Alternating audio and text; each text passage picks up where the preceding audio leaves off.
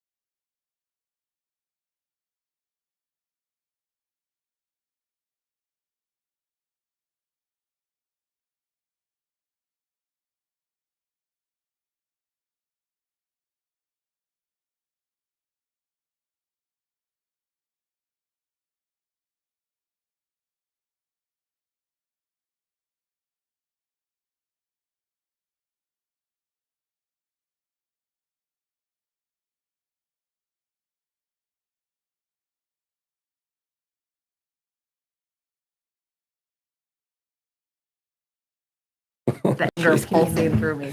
Wow. Yeah. Did she miss? No, she hit him, but I wasn't in the room. So I know that there was no blood. And he was fine by the time I left, but she still threw a glass paperweight at him. Whoa. So the silver lining is she's a good aim. And, Okay, Mom. I guarantee she was trying to throw it at something else. She's a horrible aimer. Would you please rise and join me in the Pledge of Allegiance? Pledge allegiance to the flag of the United States of America and to the republic for which it stands, one nation, under God, indivisible, with liberty and justice for all. All right. Thank you all for being here with us this evening. Kay, could you call the roll, please? Dennis? Here. Harold? Here. Hollenbaugh? Here. Phipps? Here. Robinette? Here. Roland? Here? Zanfordino? Here. Okay. The minutes from our November 1st meeting were distributed for your perusal prior to the meeting. Are there any additions or corrections to those minutes? Hearing none, do I have a motion to So approve? moved. Second. Properly moved and seconded. All in favor, say aye. Aye. Opposed, same sign. Okay. Correspondence. Kay, do we have any correspondence this evening? I do not. Okay. Brings us to lobby visitations. Do we have any lobby visitors? The first person is Kathy Mall. Okay, if you could please come up to the podium and state your name and address for the record.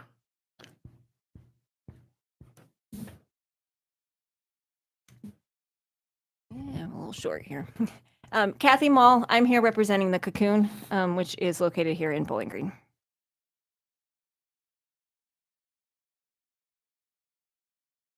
Go ahead. Thank you. So first, I want to say thank you to Council for allowing me to be here this evening. I'm Kathy Mall, Director of the Cocoon. Most of you are probably very familiar with us, but we are Wood County's domestic and sexual violence agency.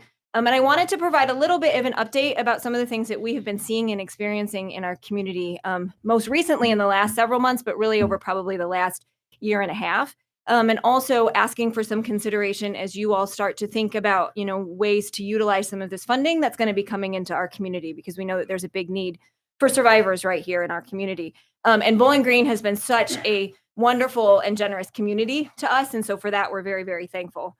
So a little bit of history for those who may be unfamiliar. After a series of domestic violence homicides that occurred around the 2000s, the Wood County community realized that there was an emergency shelter need for us right here in our community. So 16 years ago, we opened our doors to serve survivors of domestic violence with a 12-bed shelter capacity. Since then, over the last 16 years, we've expanded to provide truly comprehensive advocacy services to survivors of domestic violence, sexual assault, stalking, sex trafficking, and we also do some work with adult survivors of childhood sexual abuse.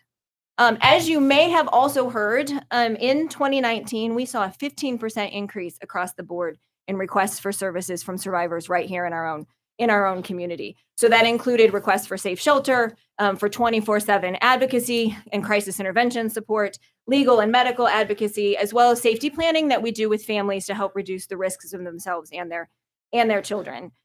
Since the pandemic hit about 18 months ago, we saw those levels of increase continue to rise even more, and have been hearing from survivors and our local partners in the community about the increased severity in violence that individuals in our community are experiencing. Additionally, as we started to see those restrictions lift, we also saw a 50% increase in sexual violence reports that were coming from people right here in our community. And so we have really worked hard to try to keep up with the demand for services in our community. Our emergency shelter is almost always at capacity.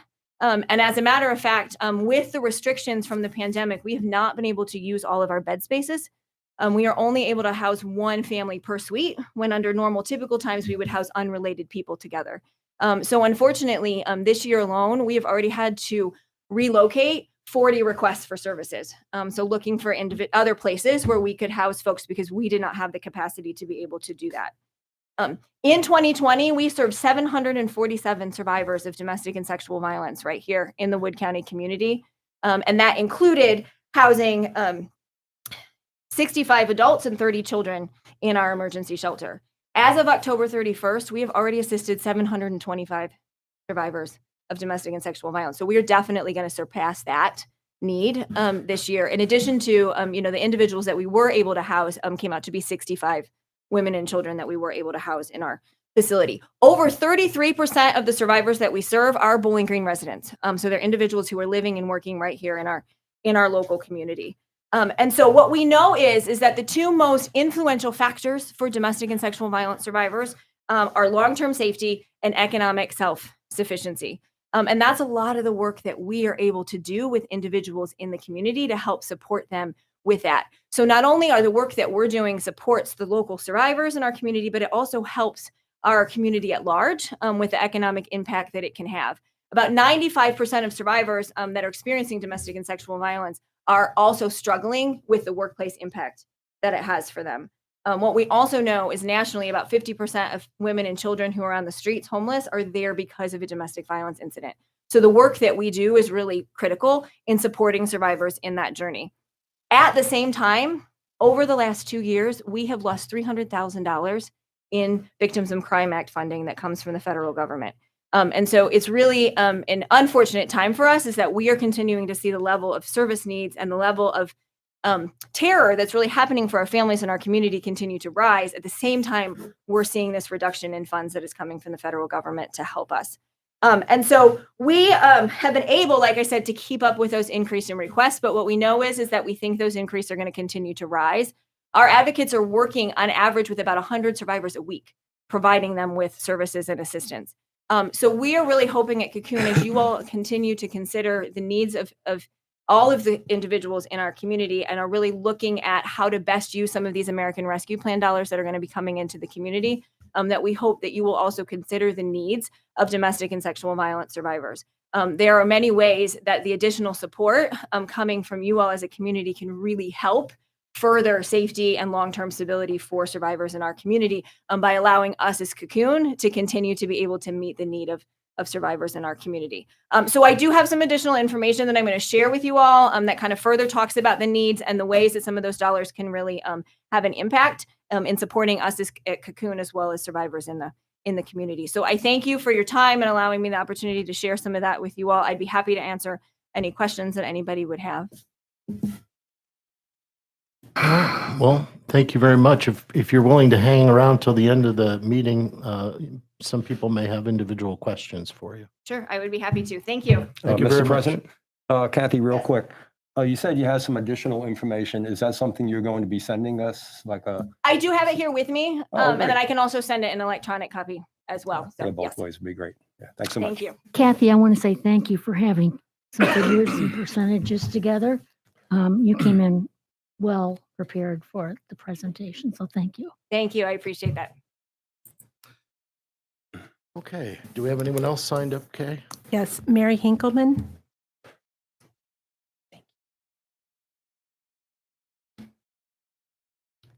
Hello, everyone. Mary Hinkleman, Bowling Green Chamber of Commerce, 217 South Church Street.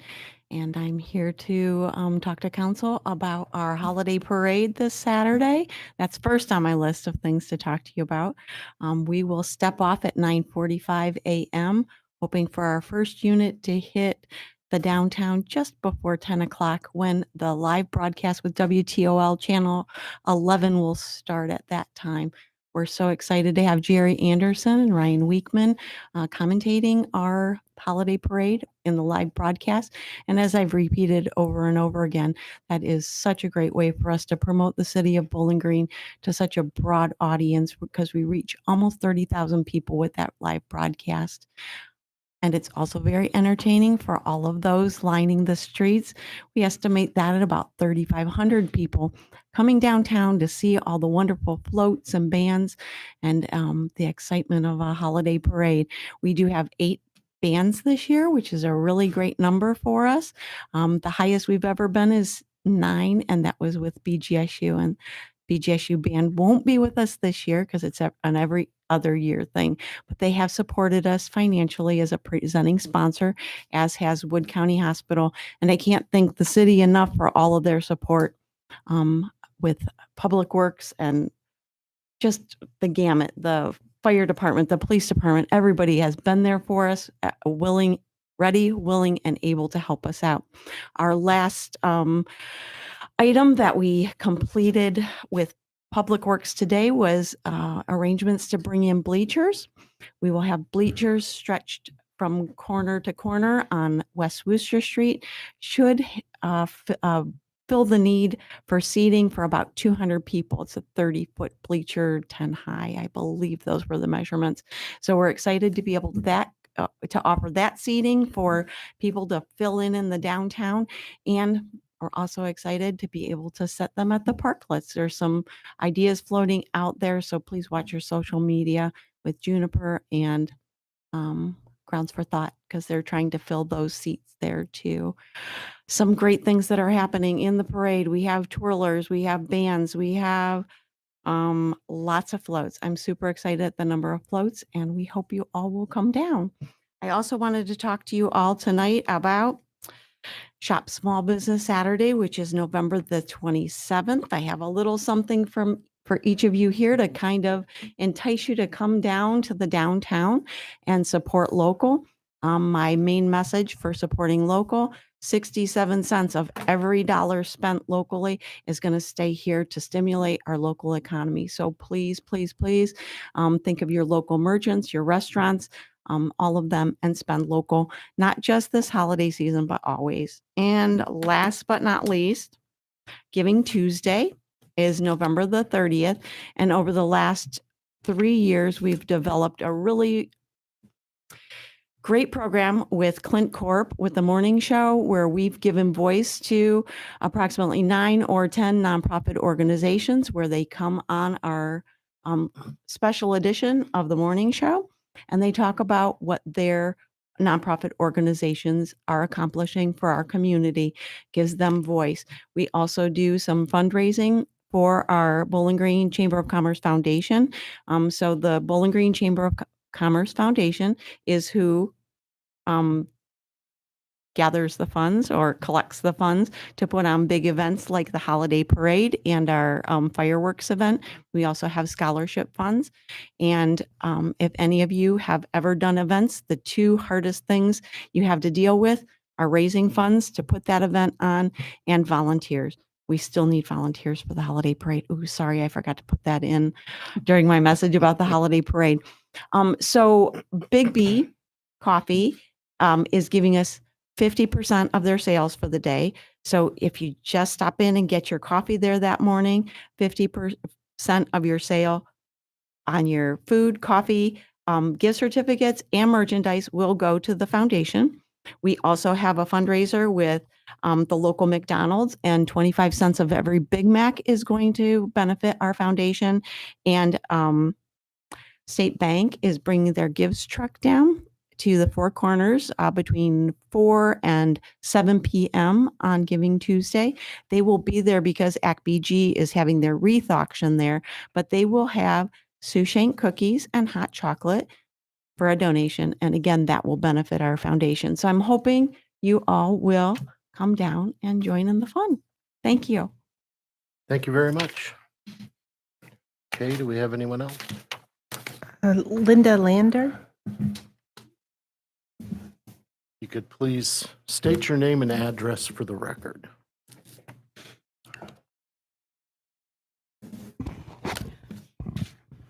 My name is Linda Lander, 1067 Carroll Road.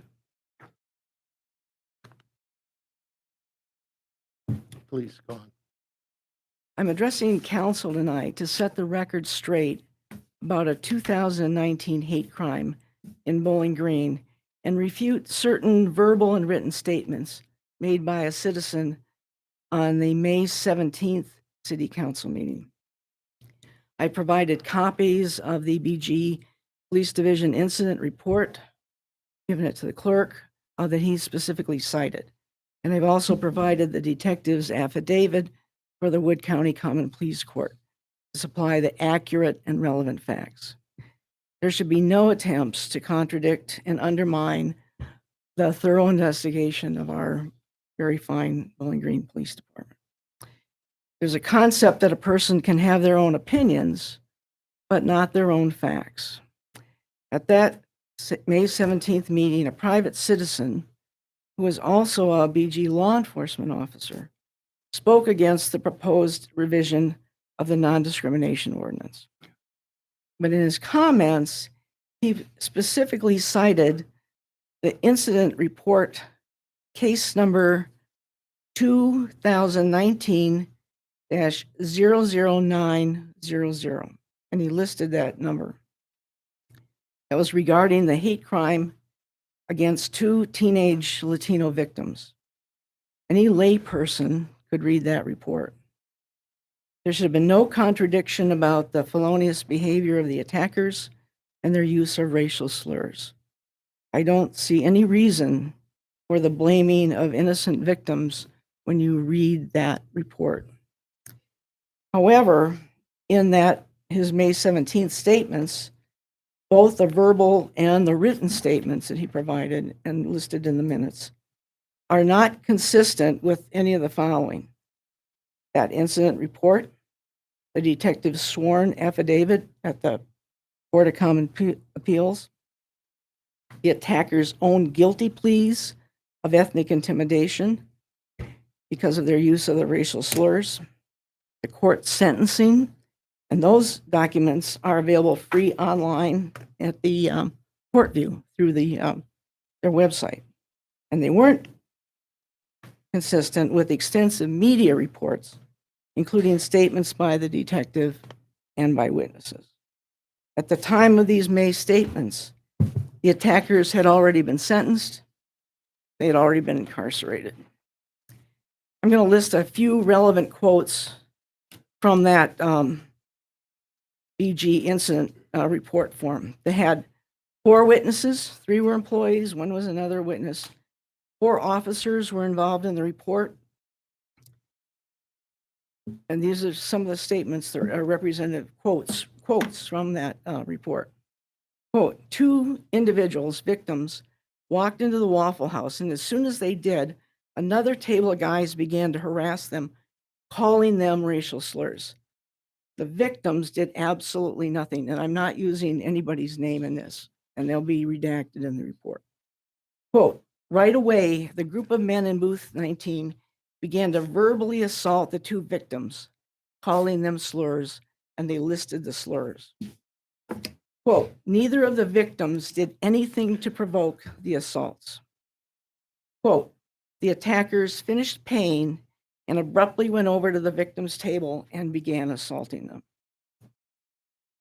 The detective's affidavit provides similar information. Witnesses stated that as soon as the victims walked in, they were called racial slurs, and they listed them. Witnesses advised the attackers continued to call the victim slurs until the Waffle House staff stepped in and told the attackers to stop. After the attackers paid their bill, they immediately went over to the victims and began punching them. The victims were seated at their table at the time of the attack, and the victims were sent to Wood County Hospital. The media reports reference a BG Police Department lieutenant who said, quote, all the employees and witnesses interviewed have corroborated a sequence of events told by the victims. So these are a couple samples of statements that were made by that individual at the May 17th meeting. I think you'll find that they're not consistent with those reports. Here's some samples. Quote, key factors were omitted. Any official investigative report must contain, number 1, accurate facts and relevant facts. And this report included those facts. It was verified by the witnesses and by the attacker's own admission of guilt. The police department even obtained a videotape of the incident. Second, I quote, an independent third party, a group of 3 people, noted the victims were the ones throwing around the racial slurs. That independent party did not hear any racial slurs from the attackers. That report and the affidavit, they listed the exact slurs that were made by the attackers. For witnesses, the other thing is that the speaker mentioned only an unidentified third party, but the report lists the names and contact information for the witnesses. There were other problematic statements that were too numerous to mention. I'm not going to go into them tonight.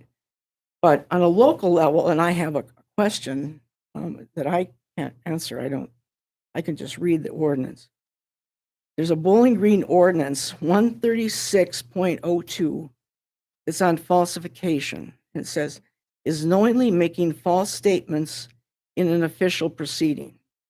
A, no person shall knowingly make a false statement or knowingly swear or affirm the truth of a false statement previously made when any of the following applies. The statement is made in an official proceeding. I don't know if that should apply under this circumstance or not, but I think that should be checked. The other thing is a false fact is not protected by the First Amendment. Another question that I have is about ethical standards for employees communicating about official investigation and documents. Are there consequences for providing misinformation or misleading public statements about official documents and investigations? Somebody may know the answer to that. That same individual at the June 7th meeting had a single point.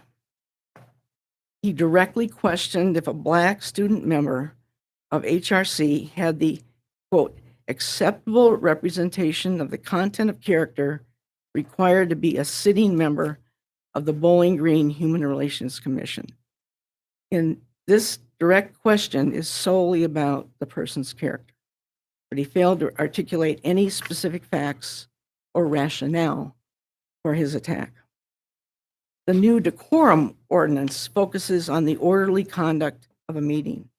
It applies to behaviors, quote, that disturb, disrupt, or otherwise impede the orderly conduct of the meeting.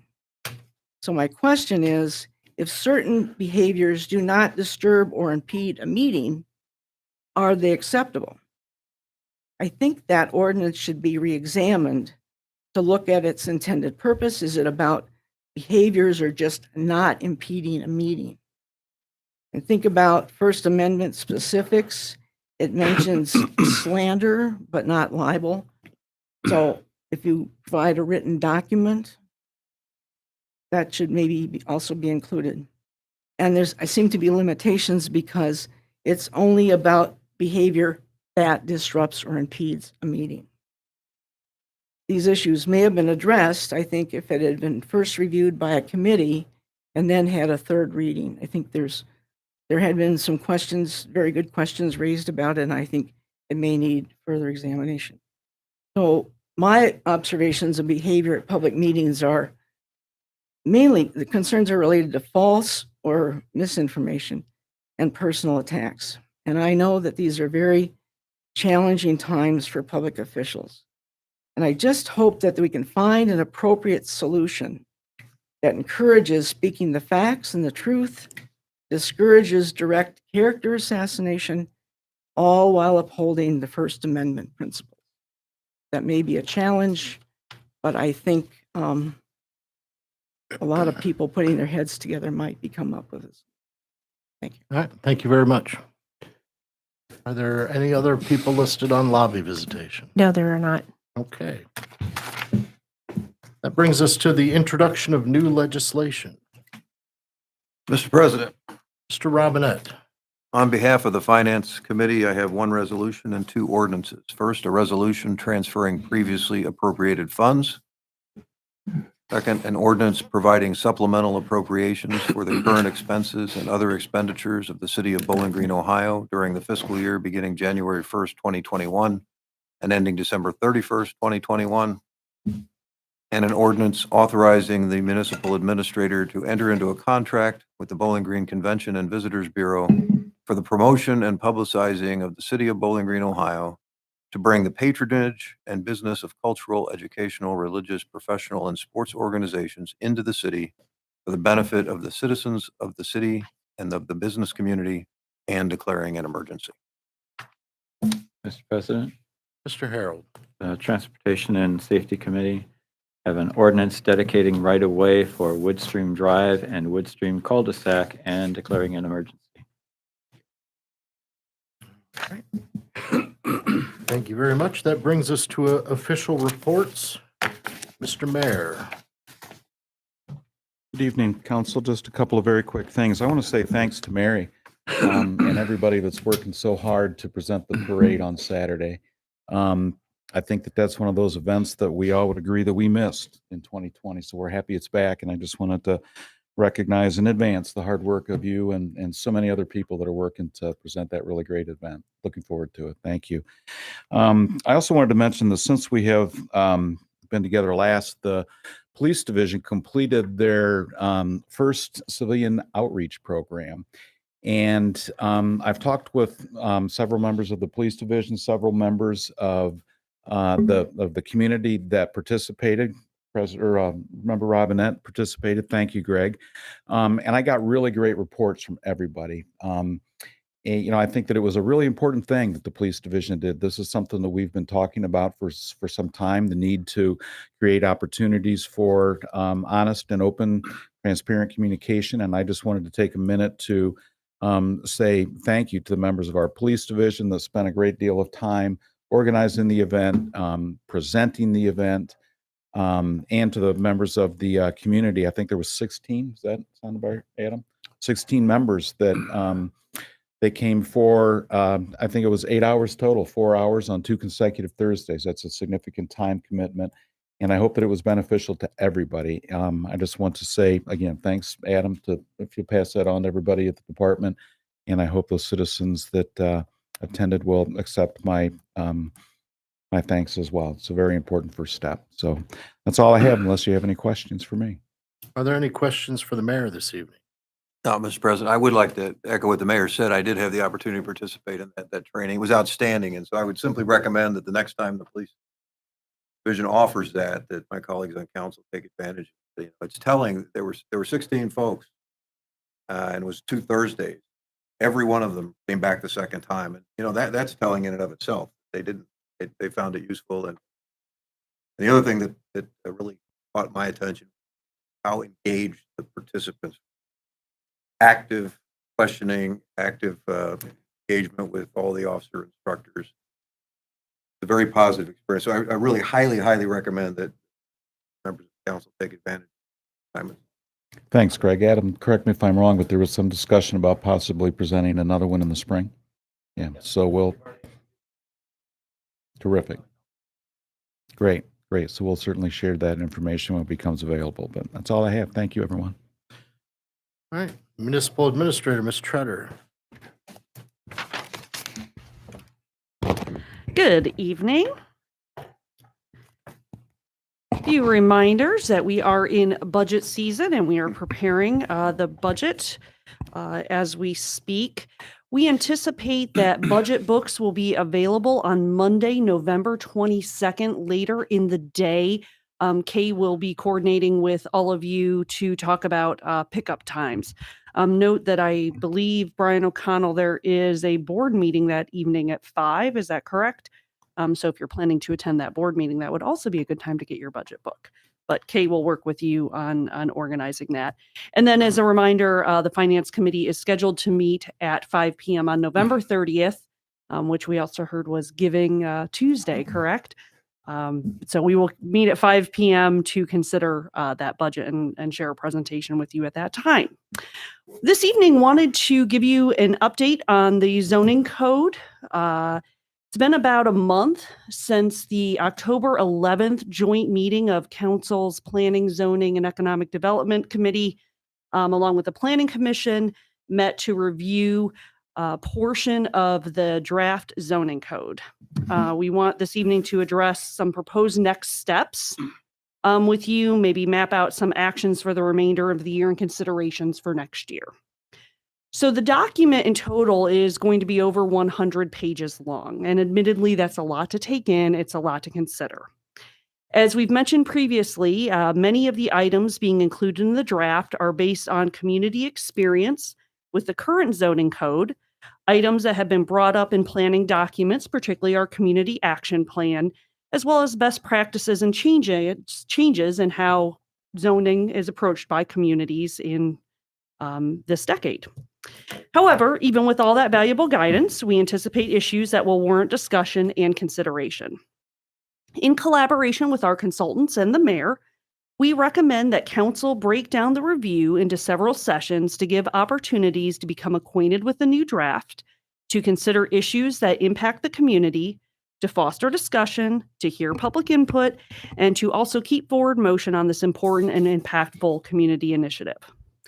So the draft code will have 7 different articles, and those are the introduction, the district and zone regulations, uses, generally applicable standards, nonconformities, administration and procedures, and lastly, a glossary of terms.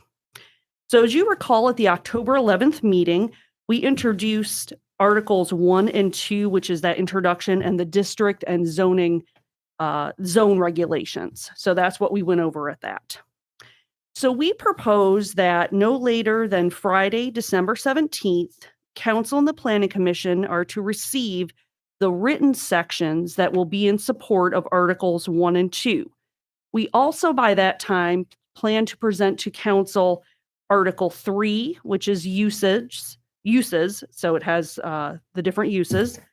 Article 7, which is the glossary of terms, you're going to need that to understand the uses, as well as a draft zoning map.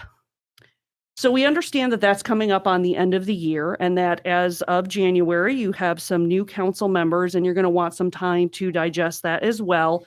And also that is the time of year when council, after the first year, typically organizes itself.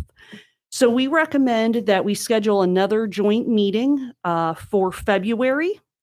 We have identified a potential date just for your consideration. However, council, under your current committee structure, however you want to do it, we propose February 16th, but we are glad to, if that's not agreeable with you, please let us know, and we will work with the consultants on an alternative date and a location, but we do need to reserve that larger building at the Veterans Building. So we do need a bit of time to be able to do that. And as the consultants are out of town, we also need to plan around their schedule. So again, please let us know if February 16th is not agreeable, and we'll work on a new date with you. So depending on what happens at that February meeting, subsequent meetings may be needed. Council, that may be something you want to discuss at that time on the uses, the glossary, the map. And so again, I think that's going to depend on what you determine there.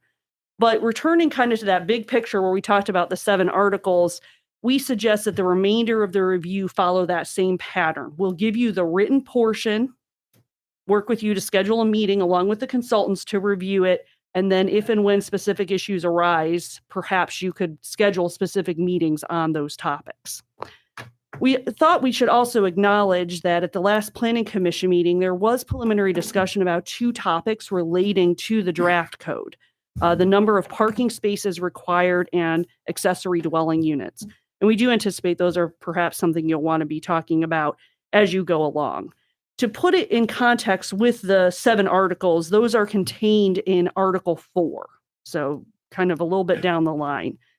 And we are going to suggest that these larger, more complex issues that may be worthy of a whole meeting on themselves, that may be a way that you want to handle that, and the hope to help you work with working through the community issues while also continuing to move forward the document for review over the next several months.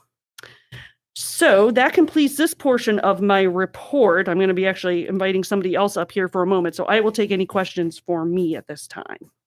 Are there any questions on what Lori has covered thus far? Yeah, Mr. President, again, on the proposed meeting in February, purpose that sounds like this plan, we will have discussed at least 4 sections prior to that meeting. But what's the goal of that? So the consultants reviewed with you sections 1 and 2 essentially already, but we want to get the larger sections, so section 3, which is uses along with the map in front of you, let you have time to digest it. The consultant will then review it with you and discuss any items that are coming up at that time. So section 3 would be the focus. Section 3, section 7, and the map would be our proposal or our suggestion. Thank you. Okay, Okay, bring thank up your guest. All right, so I am going to call Fire Chief Mormon to the podium. Recently, perhaps on the local news, you may have heard mention of emergency rooms going on something called bypass. You'll hear that on the Toledo news a lot. And so we've asked Chief Mormon here to help us better understand what that means, and more specifically, discuss how our fire division is prepared to address these situations that occur in the community if and when we are impacted by those announcements. Chief? Thanks, Bill. Good evening. I just want to talk to you for a few minutes about what Laurie had just mentioned, EMS bypass at some of our local and regional hospitals. Recently, about a month ago, we started to see a lot of our local hospitals starting to close their doors to EMS providers, meaning that to ambulance services. One of the things that we wanted to do as a group, I got together with a lot of our EMS providers, our local and regional hospitals, our medical control directors, and we wanted to see what we could do to help alleviate some of that stress that is put on the hospitals from non-emergent patients. So we come up with some criteria, and it's called, what we call is ASOC, which is an altered level standard of care, or altered standard level of care. Okay, I probably said that wrong. Altered standard care. So anyway, so what that means is certain patients out there, if they fall within a particular category, they fall into that altered standard of care category that may not be transported to a hospital. What we can do with those individuals, we can take them to an alternate care facility, whether that be, say, Wood County Falcon Health, whether that be an urgent care center, or that be their family doctor. In doing that, what we're hoping for is we're going to prevent some of these hospitals and going on EMS bypass.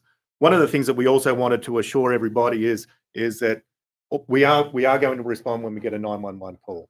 So if you call 911, you will have a fire department or an EMS agency turn up and treat that individual. We will assess that individual, we'll contact medical control and find out, get a decision from that medical control director as to whether that patient will actually be transported to an emergency room or to an alternate facility. That's pretty much what ASOC means. I wanted to give anyone the opportunity to ask me any questions about ASOC. If anyone had any questions, I'd love to hopefully answer those questions. You mentioned transferring to doctor's office, health center, but that can only be done during the day. That is correct. That is correct. Anytime there's any gray area, anytime that there's a potential that this patient may have to go to a hospital, we'll always err on the side of caution. We will take that patient to a hospital. Now, that hospital may not be our local Wood County hospital. If they're in EMS bypass, then we may have to transport to a hospital that's a little further away. So that would be routine nighttime. Yes, yes. Thank you.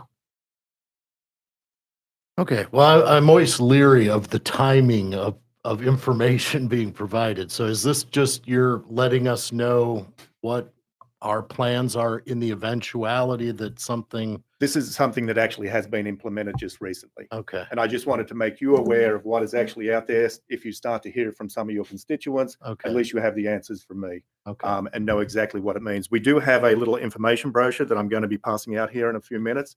And then I'll be certainly willing to take any questions either during the meeting here or after the meeting. But the biggest thing that I wanted to get out to everybody is we will be still responding to anyone who calls 911. And we will be assessing those people and then transporting if they need to be transported to the hospital. We're just trying to assist with our hospitals in preventing them from becoming overwhelmed and then them having to go on EMS bypass. Are there any questions for the chief? So Chief, have local hospitals already gone on EMS bypass? Yes, there's actually a criteria that we come up for is what triggers this ASOC procedure. It's when Wood County Hospital closes for EMS bypass. It's when either St. Luke's or Blanchard Valley closes, and then also whether either Toledo Hospital or St. V's closes. So if we have that situation that does arise, then we will go into what we call to ASOC, and then we will actually through Wood County Communications, we'll let all the surrounding agencies know that that is happening, and we'll also notify all the hospitals that we have gone into ASOC. And I assume this is pandemic related. I mean, that hospitals have to do bypass. That is This correct. There's seems a like a couple of new- reasons that the hospitals are becoming a little overwhelmed. Sometimes it's due to the amount of patients they get. Other times it's staffing levels, and they can't take any more patients. This is not something new. It's been going on for quite some time, but our change in our policy is just something that we've recently implemented. Since we have implemented it, we've only gone on ASOC 4 times, and I can reassure you that no one or anyone who wanted to be transported has been found or has been transported to a facility. So. Okay. Any other questions? All right. Thanks, Chief. Thank you.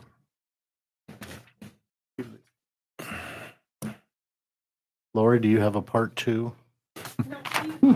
Oh, okay.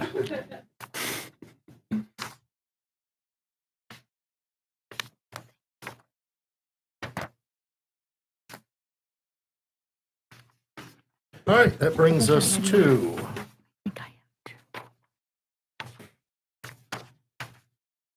City Attorney, Mr. Marsh. Any questions for Mr. Marsh this evening?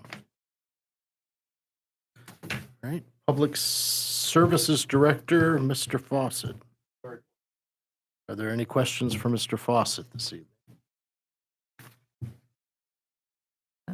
Public Infrastructure Director, Mr. O'Connell. Any questions for Mr. O'Connell this evening? Brings us to Council Committee reports. Are there any Council Committee reports? All right. It's okay, you're on for the reading of legislation. Legislation for first reading. Resolution number 3808 for first reading. Resolution transferring previously appropriated funds. Mr. President, Mr. Robinette.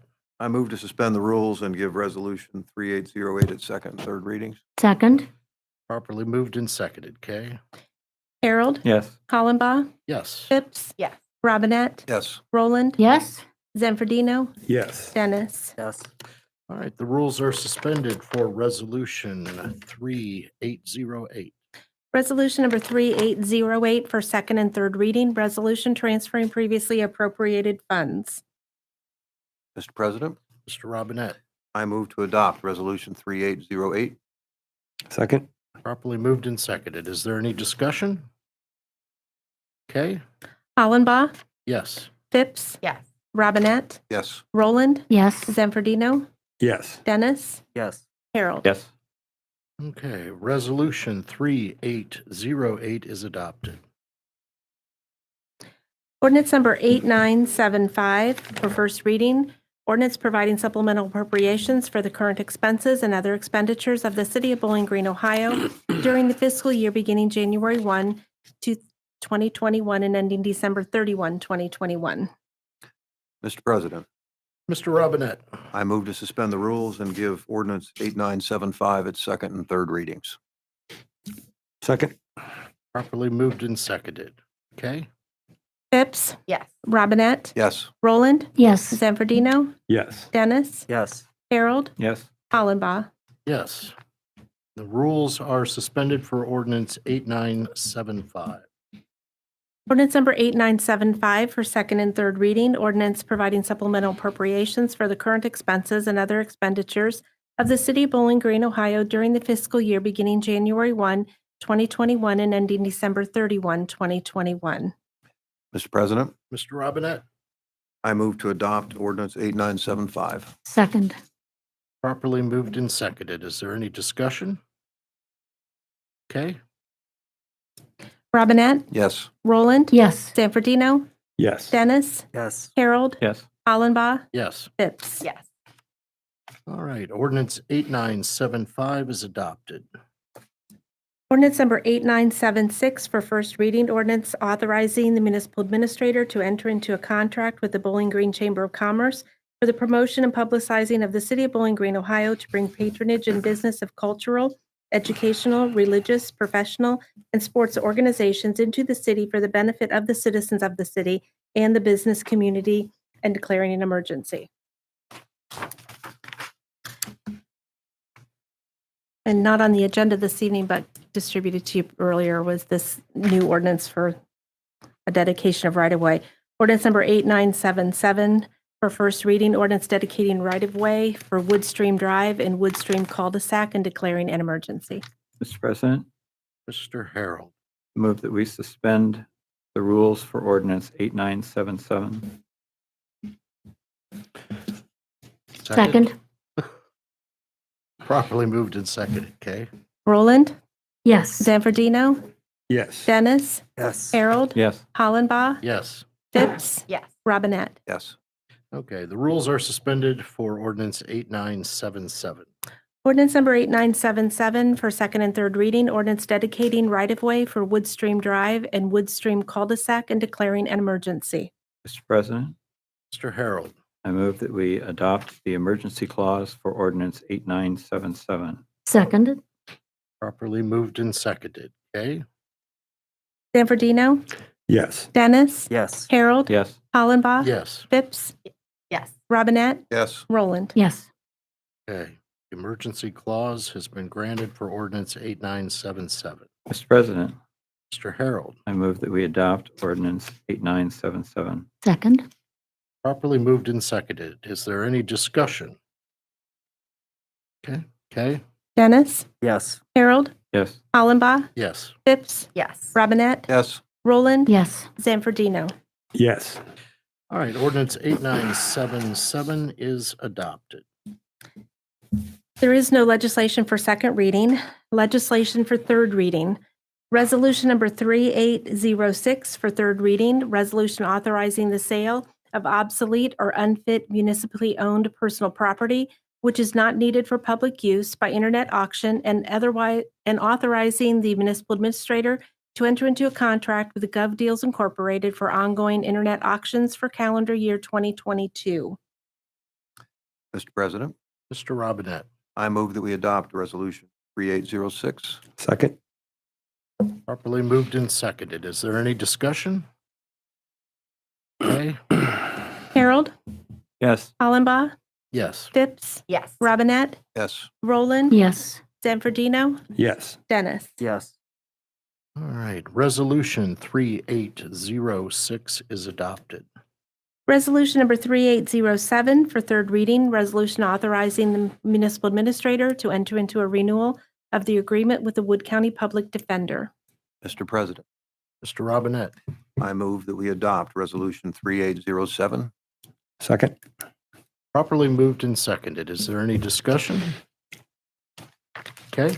Hollenbaugh, Yes. Phipps, Yes. Robinette, Yes. Roland, Yes. Zanfordino, Yes. Dennis, Yes.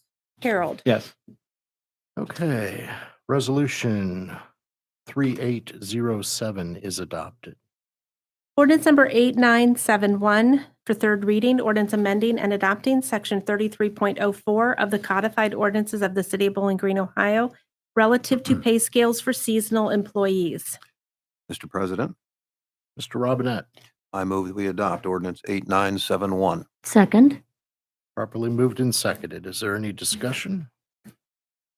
Okay. Phipps, Yes. Robinette, Yes. Roland, Yes. Zanfordino, Yes. Dennis, Yes. Harold, Yes. Hollenbaugh. Yes. Ordinance 8971 is adopted. Ordinance number 8972 for third reading, ordinance authorizing the Public Services Director to advertise for bids and enter into a contract or contracts for various roadway improvements. Mr. President, Mr. Robinette. I move that we adopt ordinance 8972. Second. Properly moved and seconded. Is there any discussion? President, I just wanted to state that it's a very good start, and I think Bowling Green will be significantly improved because of this. Okay. Okay. Robinette, Yes. Roland, Yes. Zanfordino, Yes. Dennis, Yes. Harold, Yes. Hollenbaugh, Yes. Phipps. Yes. All right. Ordinance 8972 is adopted. Ordinance number 8973 for third reading, ordinance authorizing the Utilities Director to advertise for bids and enter into a contract or contracts for supplying annual inventory requirements, underground and overhead lines insurance, sale of scrap materials, and participation in the AMP Joint Purchasing Program in 2022. All right. I move that we adopt ordinance 8973. Second. Properly moved and seconded. Is there any discussion? Okay. Roland, Yes. Zanfordino, Yes. Dennis, Yes. Harold, Yes. Hollenbaugh, Yes. Phipps, Yes. Robinette. Yes. Okay, ordinance 8973 is adopted. Ordinance number 8974 for third reading, ordinance amending the zoning district map of the city of Bowling Green, Ohio for approximately 4.21 acres of land located at 300 East Poe Road from M2 General Industrial to B2 General Commercial Zoning as petitioned for by Robert and Patricia Mauer. Mr. President, Ms. Phipps, I move to table ordinance 8974 until December 6th, Second. 2021. Second. yeah, properly moved and seconded. Is there any discussion? Okay, Zanfordino, Yes. Dennis, Yes. Harold, Yes. Hollenbaugh, yes. Phipps, Yes. Robinette, Yes. Roland. Yes. Okay, so ordinance 8974 is tabled pending a public hearing on the 6th of December. Is there any other business to come before council this evening? Hearing none, do I have a motion to adjourn? So moved. Second? Properly moved and seconded. All in favor, you. say You're aye. Aye. Opposed, same sign. We are adjourned. I'll see you all after Thanksgiving. Congratulations. Prayed in there first. I know. I'm hoping that it is sunny and